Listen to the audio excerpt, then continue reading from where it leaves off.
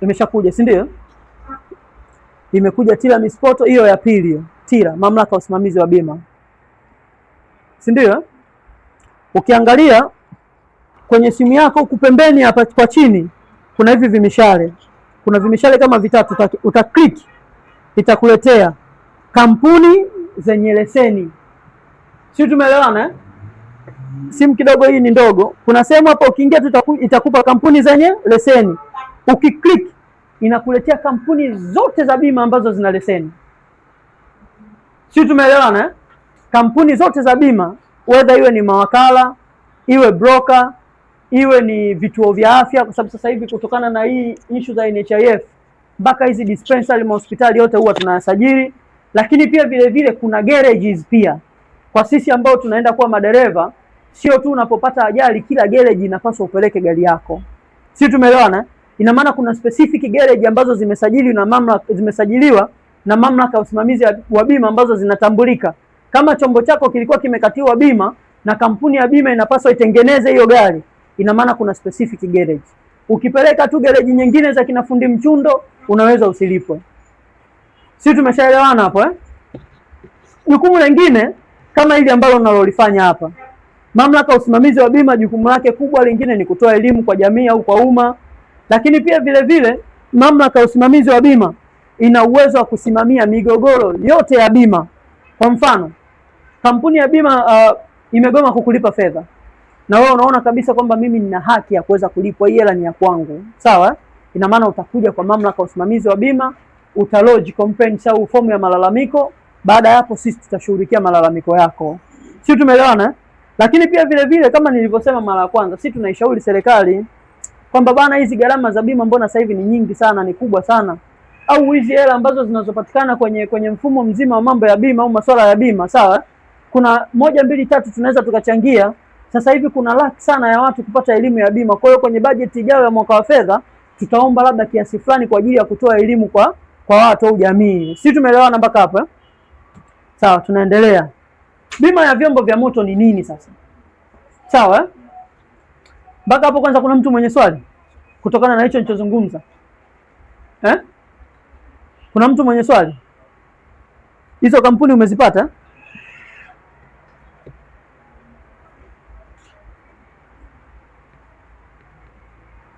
Ziko nyingi sana eh?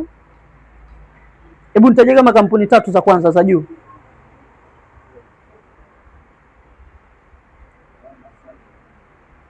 She. Hapa sasa bwana. Umeona mfano hapa? Hii imekuja na kuambia kampuni za bima, si ndio? Ukiklik hapa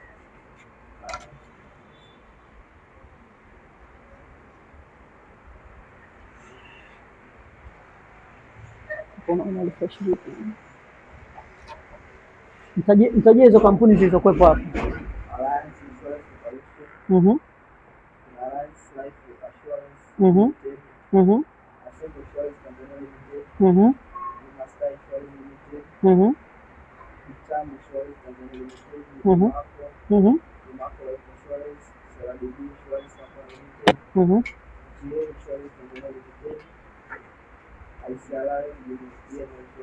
Ishia hapo tunatosha.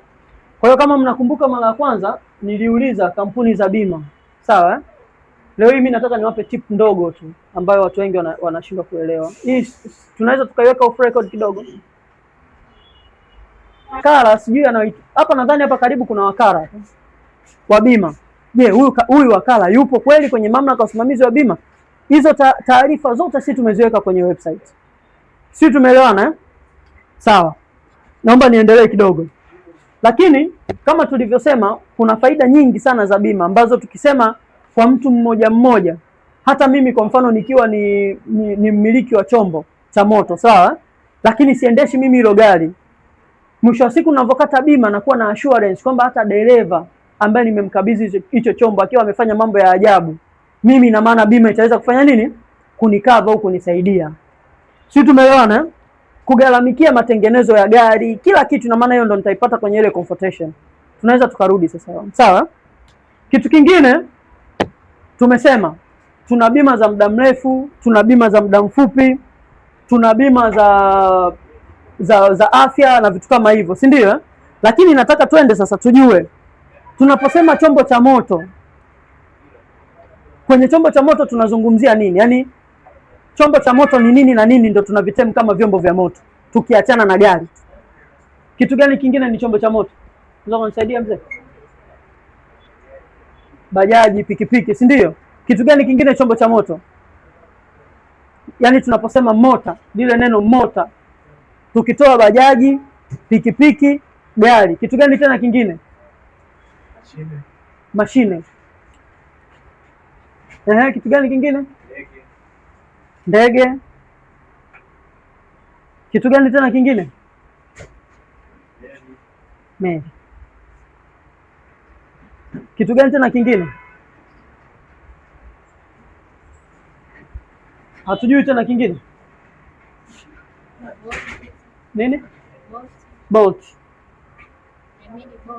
Boat ndio hizo kwenye upande wa meli. Sasa hivi vyote tulivyovitaja hapa, ukiangalia vyote vinapaswa kweli kukatiwa bima, vyote hivi, lakini kuna tofauti ya kategori mbalimbali za bima.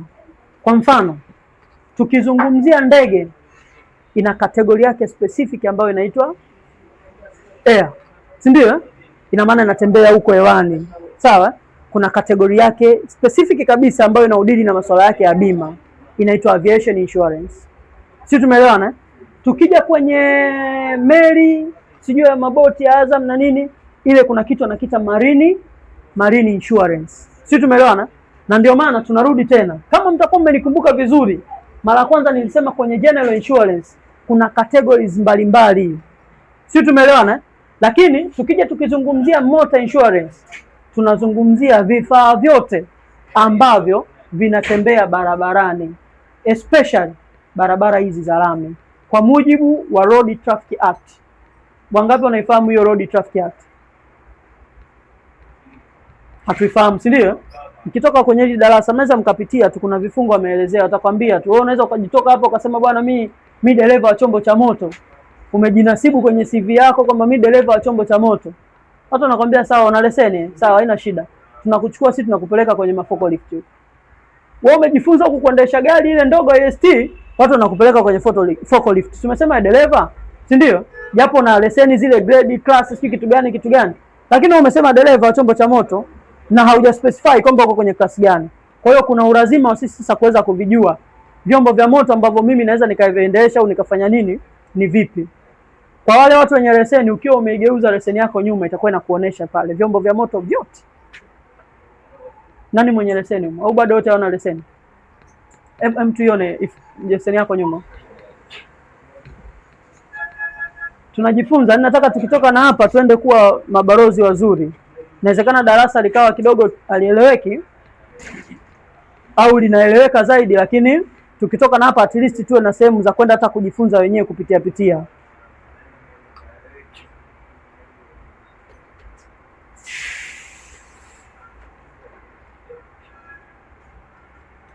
Ukiangalia kwenye hii leseni, kuna pikipiki makubwa, kuna pikipiki ndogo, kuna bajaji, kuna pikipiki, kuna gari ndogo, kuna daladala, kuna yale magari mengine ya kawaida, kuna magari ya kubeba special haya, kuna gari za kawaida, kuna malori, kuna mavijiko, kuna mpaka matrekta.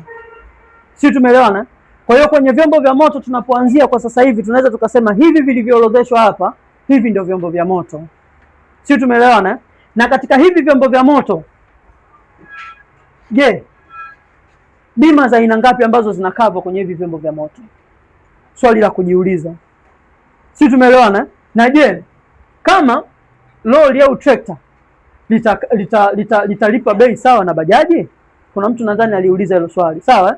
Je, mimi mwenye pikipiki nitalipa bei sawa na mwenye gari ambalo linaokusanya abiria Mbezi Gongo la Mboto? Sisi tumeelewana? Hilo la pili. Lakini kitu cha tatu tunachotakiwa pia vile vile kujua, je, mimi mzee mwenye miaka 60 au 70 ninavyoendesha gari na kijana mwenye miaka 10 au 15 au mwenye miaka 20, ni nani ambaye anatakiwa alipe kiasi gani, au wakati gani mtu anatakiwa alipe ada ya bima kiasi gani? Sisi tumeelewana?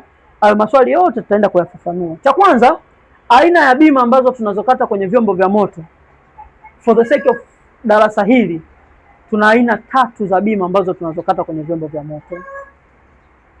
Si tumeelewana eh? Aina 3. Aina ya kwanza wanasemaga bima ndogo, yaani hilo ndio jina ambalo watu wengi wamelizoea, au tunaita third party insurance. Sawa eh?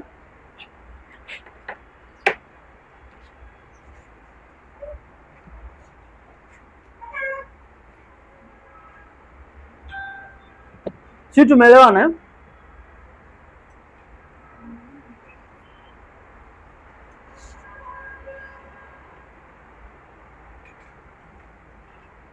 Tumeelewana hiyo kwenye bima ndogo. Kwa mfano, mara ya kwanza nilisema insurance ni mkataba kati ya insurer pamoja na insured, si ndio? Lakini third party inatokea wapi? Kwa nini tumeita third party? Yaani third party definition ya kawaida ni mtu wa tatu ambaye hahusikani hata na huo mkataba. Sipo kabisa kwenye huo mkataba ambayo umeingia kati ya Abduli pamoja na kampuni ya bima, au kati ya Eric pamoja na kampuni ya bima. Kwa mfano, lile gari pale linalotembea barabarani, sijui nani amelikatia bima wala sijui mmiliki wake, si ndio? Lakini mimi naweza nikawa navuka barabara na mimi ndo mwenye haki ya kuvuka barabara kwa sababu taa ya kijani imenionyesha nivuke, lakini ile gari ikaja ikanigonga, si ndio? Makosa ni ya gari. Je, mimi mtembea miguu barabarani, mtu wa tatu, napaswa nilipwe, si ndio? Na kwa mujibu wa sheria kwenye Road Traffic Act wamesema gari yoyote ambayo inayotembea barabarani haipaswi kutembea barabarani pasipokuwa na bima. Ni kosa kisheria, of which watu wengi waga wanaitem ni hii bima ndogo, na ndio maana gari nyingi ukiangalia utakuta zimekatiwa za hiyo bima ndogo. Si tumeelewana eh? Hiyo bima ya kwanza. Lakini bima ya pili ni bima kubwa, ambazo wenyewe wanasemaga ni bima kubwa, of which kwa neno la kitaalamu wanaziita comprehensive insurance. Si tumeelewana eh? Hiyo comprehensive insurance ina cover nini? Lazima kwanza tujue. Naposema kwamba nimeambiwa nilipie gari bima kubwa, kwenye hii gari ya bima kubwa nalipia nini na nini na nini, ni vitu vya kufahamu. Si tumeelewana eh? Kwa mfano, third party tumesema ina cover mtu wa tatu ambaye hahusikani na mkataba wa bima. Hata mimi nikiwa natembea na gari langu barabarani, si ndio? Mtu akaja akanigonga, mimi najulikana kama mtu wa tatu even though na mimi nina gari. Si tumeelewana? Kwa sababu mimi gari lililokuja kunigonga au lilonisababishia madhara, sijui mikataba yao waliingiaje. Hiyo ndo lugha nyepesi. Lakini kwenye comprehensive tunajumuisha hiyo third party. Sawa? Tunajumuisha kama ikitokea in case gari imeibiwa, wizi. Tunajumuisha kama gari ikitokea in case imeungua. Tunajumuisha ikitokea in case labda gari imechukuliwa labda na tuseme labda maybe mafuriko. Si tumeelewana? Hivyo vyote kwenye comprehensive cover vitakuwa covered, na kama tu mkataba wako ukiwa umespecify. Si tumeelewana?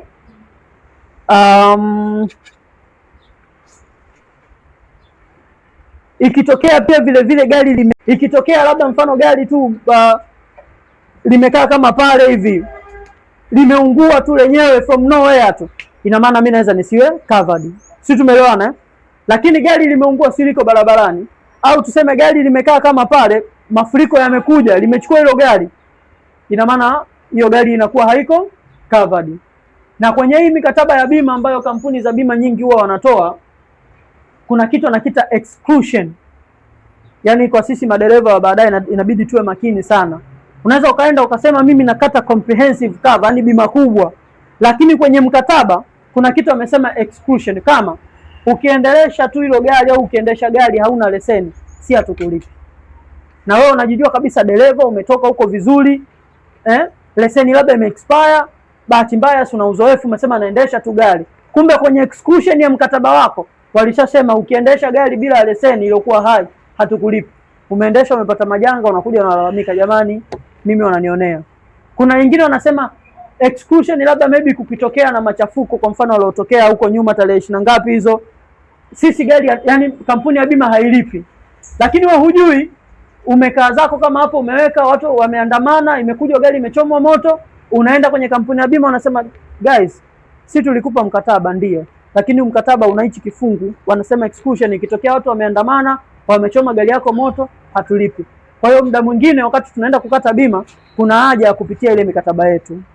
Sisi tumeshaelewana hapo Tumeelewana jamani? Kuna mtu mwingine mwenye swali baada ya hapo?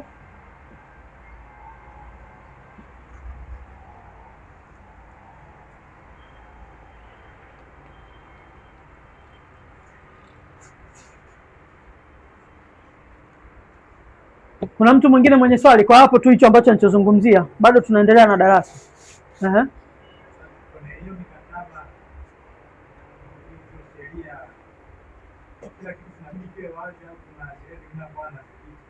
Kila kitu kinatakiwa kiwe wazi.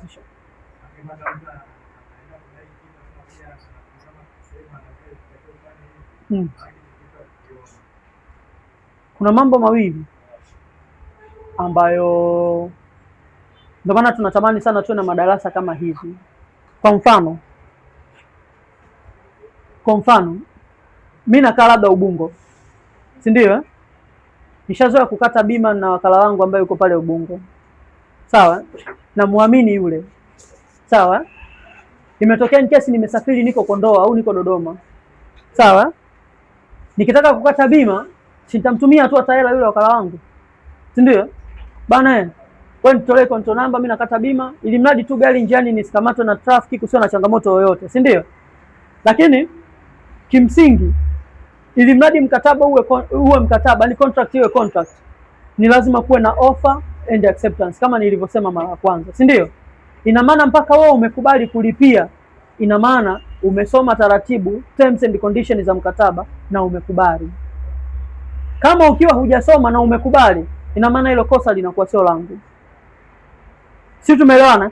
Je, mimi nadhani humu kuna watu washaanza kukata hizo bima, yani wanaendaga kwa mawakala, wanaenda wapi, wanaenda wangapi walishakuwa na mkataba wa bima? Kuna mtu ashakuwa na mkataba wa bima? Lakini kuna watu wanalipia bima, si ndio? Hata za wazee wetu tunalipia, si ndio? Lakini mikataba hatuna. Sasa tujiulize, kama tuna uwezo wa kulipa bima pasipokuwa na insurance contract, definition yake ni nini? Definition yake ni kwamba unaweza ukaenda ukadai kitu kipindi ambacho, sawa, hujui nini ambacho unachoenda kukidai kwa sababu huna mkataba. Si tumeelewana?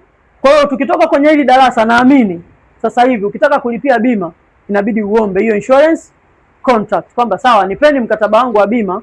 Utasoma zile terms, ukiwa umeridhika unalipa, ukiwa hujalizika unasema hapana, ngoja nitafute kampuni nyingine za bima. Na sasa hivi tushajua tuna kampuni zaidi ya 20, sijui 30, sijui 40. Unaweza ukapita ukaangalia kampuni moja baada ya nyingine. Ukipata mkataba ambao unakufaa, ukiangalia status ya kampuni, nitawaelewesha baadaye namna gani ya kuchagua hizi kampuni. Naam. Ni kweli? Tunasema kama ni kipengele ambacho ni lazima kwa mwanafunzi kuchukua na bima ya afya. Ni kweli? Sasa kwa mfano nikitaka kudemand hiyo vitu, sitakuwa naenda against na sheria za chuo. Kudemand kitu gani? Mfano bima ya afya. Kupata hizo policy za bima ya afya. So labda kuna kipengele cha afya unahitaji kubadilisha. Utakubaliwa. Aha. Sawa. Sasa jibu lepesi liko hivi. Sawa? Kwenye hizi bima za afya nilikuwa nataka nije baadaye kama umeniwahi, lakini tu nikujibu hicho short kipate, alafu tutaendelea baadaye, tutanyambua zaidi. Kwenye hizi mfano bima za afya ambazo zinaingia kati ya chuo labda na wanafunzi pamoja na kampuni ya bima, si ndio? Au labda taasisi fulani, mfano sisi taasisi yetu au taasisi fulani nyingine na wanafunzi, sawa? Mara nyingi kwenye ile mikataba kuna specific package ambazo wanazozitoa. Sio, umenielewa? Ina maana kwamba chuo kinapoingia mkataba na labda na NHIF kwa mfano, sawa, wanakuwa wamepewa specific package kwamba mwanafunzi huyu akiweza kukatiwa bima, sawa, au wafanyakazi wenu hawa wakiweza kukatiwa bima, kampuni ya bima itagharamikia hichi na hichi haitogharamikia. Kwa mfano sasa hivi zamani mimi sijui, ila kwa upande wangu mimi ambaye nimekulia huko Uswahilini, zamani kwa nikiona mtu ameweka meno yale humu lingi zile, mimi najua akishua kabisa. Si tumeelewana eh? Yaani mimi ukiniambia najua ni huyu babake ana hela. Lakini kumbe kuna taasisi za bima zimesema kabisa mtu akichukua package hii tutakava. Si tumeelewana? Ndio maana sasa hivi unakutana na watu toka hapo kwenye daladala na milingilingi, mimi kumbe kawaida tu, inawezekana. Si tumeelewana? The same, mwanafunzi anaweza asiende yeye personal, lakini ukienda NHIF au kwa kupitia chuo cha organization ya serikali ya chuo, wanaweza wakarequest wakaomba. Iko hivi tena kitu kingine kwamba kwa mfano tunalipia 50,400, si ndio? Je, mimi kweli napaswa kupata stahiki sawa na mtu anayelipia 600,000? Ndio hapo sasa tunarudi inategemea mkataba wa aina gani tunaofunga. Sio, tumeelewana eh? Leo hii mimi inawezekana nikaa niko chuo NIT nasoma pale, au hata hichi chuo naweza kuanzisha tu program, jamani, mtu akiumwa hata malaria sisi tunatakiwa tulipe bima. Sio, tumeelewana?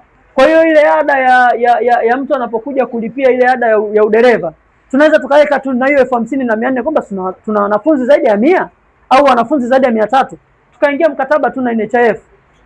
Sawa? Au tukaingia mkataba na kampuni yoyote ya bima. Ikitokea in case mwanafunzi ameumwa si malaria, magonjwa madogo madogo, basi hawa ana uwezo wa kupata huduma ya kwanza. Huyu hawezi kuwa sawa na mtu anayelipa milioni 1.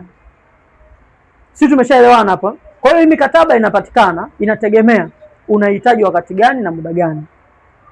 Sio kama nitakuwa nimejibu swali lako. Kuna mtu mwingine mwenye swali jamani?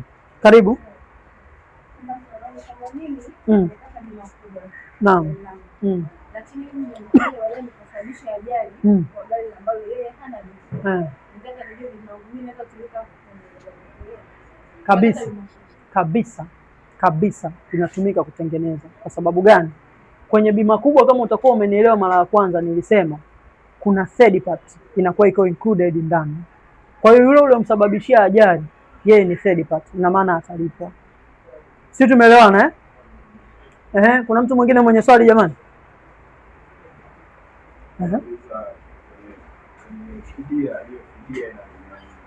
Kwa mimi nimepata ajali labda hapa mbele.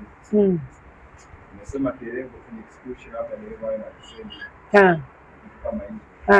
Sasa bima fidia inatokaje? Yaani hilo tukio linachunguzwaje kwa wangu? Kwamba wao wasubiri wapigie simu leo wangu nimepata ajali mbele ndio.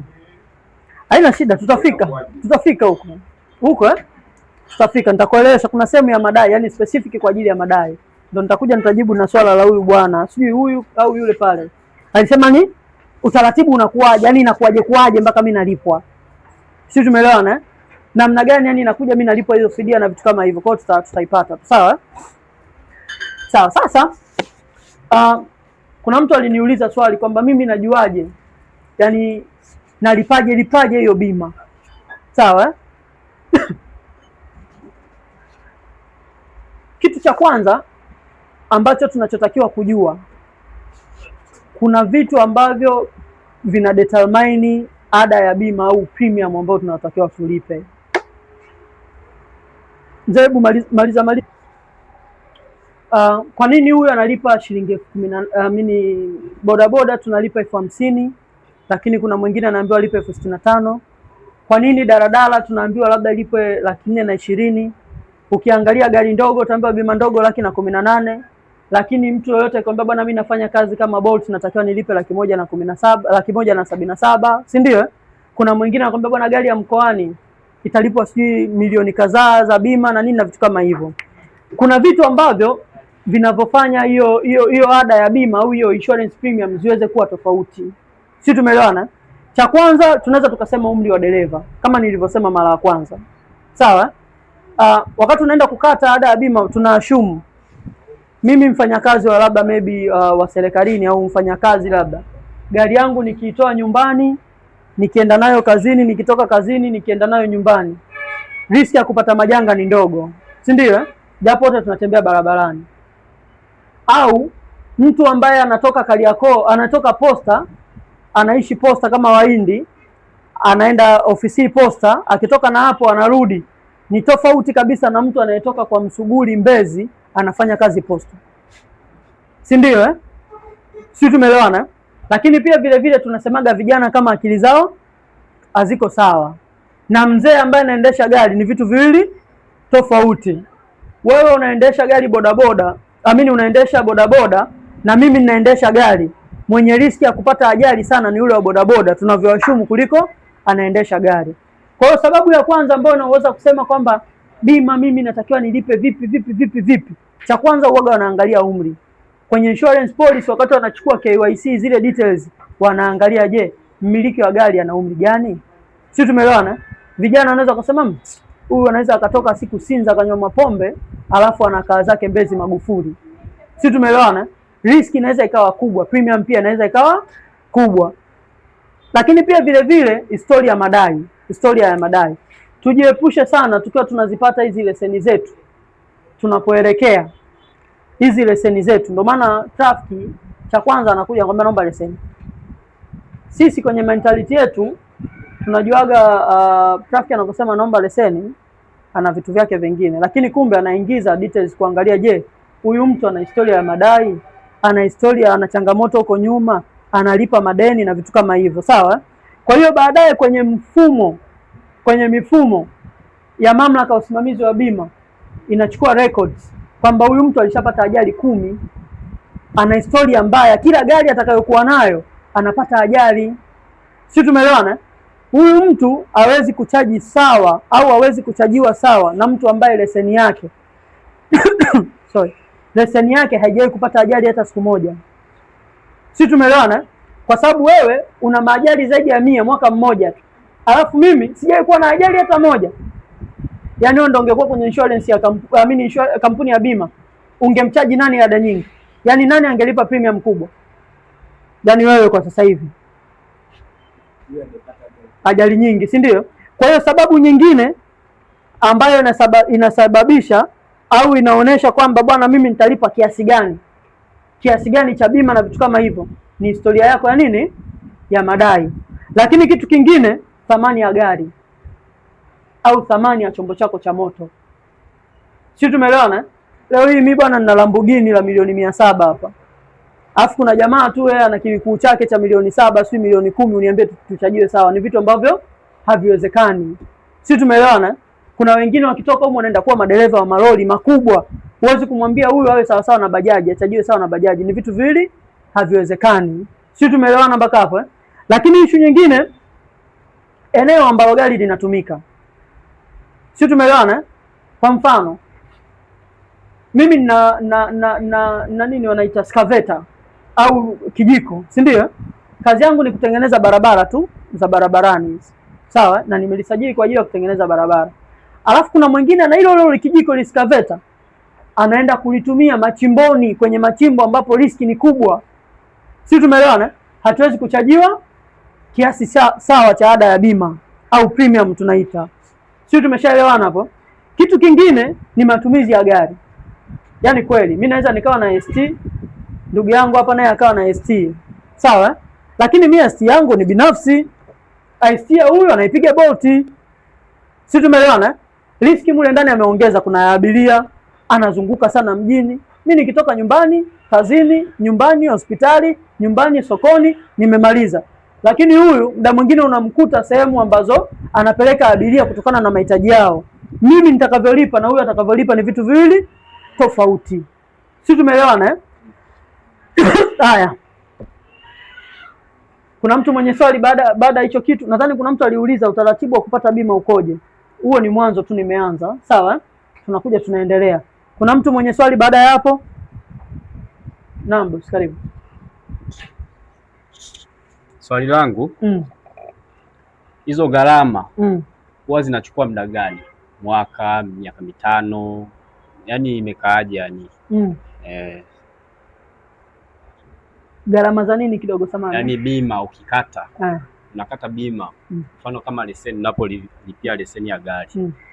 Tunajua ni miaka kadhaa ndio unaenda kukata tena. Utaratibu wa bima wenyewe umekaaje? Sasa mimi nashukuru kwa hilo swali lako. Sawa? Wale waliokopa mara ya kwanza, hebu naombeni mnisaidie kujibu hili swali. Kama kweli tulielewa. Nani anaweza kanisaidia kujibu hili swali? Ngia maiki nyuma huyo jamaa alovaa kopero hapo, si kapero. Naomba nisaidie kujibu hilo swali. Sijamsikia vizuri. Yaani amesema hivi. Kwa mfano leseni. Hii leseni ina miaka mingapi? Imetolewa 2025. Inaisha 2030. Leseni hapa ameshika. Je, bima baada ya kulipia inakaa muda gani? Especially hizi za magari. Kwamba inakaa miaka 2, inakaa miaka 3, yani inakaa muda gani yani? Ndio anachotaka kujua. Kwenye bima za magari hapo tunakuwa hiyo ipo kwenye general insurance ambao ni muda mfupi, lakini mara nyingi bima niko valid kwa mwaka mmoja. Kwa mwaka mmoja. Lakini naweza wakatia bima kama ni miezi 6 mwaka. Sawa.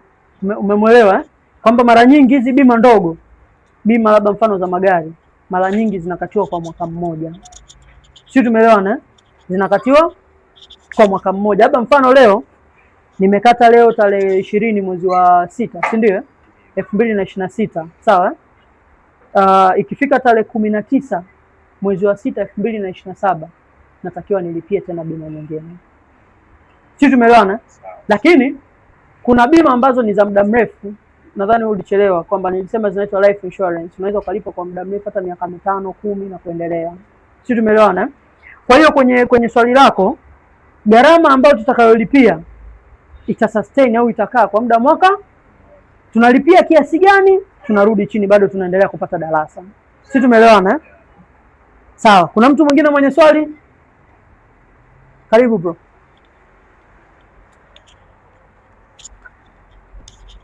Asante. Samani, mimi nilikuwa naomba niulize hapa kwenye umri wa dereva kwamba huu ndo inatumika kama qualification ya kuangalia kile aidha hii bima yani thamani yake inakuwaje. Sasa kwa nini vijana wao wameonekana kwamba hawa kidogo akili zao inaonekana tofauti na watu wazima, na kati unakuta hata muda mwingine pia kuna makosa ambayo huaga yanafanyika hata barabarani pia unakuta yani hana hata umri pia, yani yote anaweza akafanya. Ndio maana nikasema huo mfano. Sawa. Vipi kaka? Nilisema huo ni mfano kwamba muda mwingine hata kuna vijana ambao ni madereva wazuri tu, si tumeelewana? Na kuna wazee sio madereva wazuri. Kwa mfano mimi nimesema nakuja kujifunza gari nikiwa na miaka 45. Sasa hivi mimi sijui kuendesha gari na staki. Si umeelewa? Nishakuwa huko umri tayari wa 45 na nakuja kujifunza gari. Huwezi kuniambia niwe sawa na mtu ambaye amejifunza gari miaka 18 au 20 yuko barabarani muda mrefu kwa sababu ya uzoefu. Sawa? Wakati na miaka 15 mimi kakaangu ameanza kunishikisha usukani wa gari. Najua anaweza kuendesha gari. Wengine familia bora walianza, unajua mtoto mdogo tu miaka 7, 10, yani kwa sisi watoto wa Uswahili tunashangaa, yani wewe anajua kuendesha gari au pikipiki. Ule uzoefu ni tofauti na mtu ambaye amekuja kujifunza gari na miaka 50 huko. Si tumeelewana?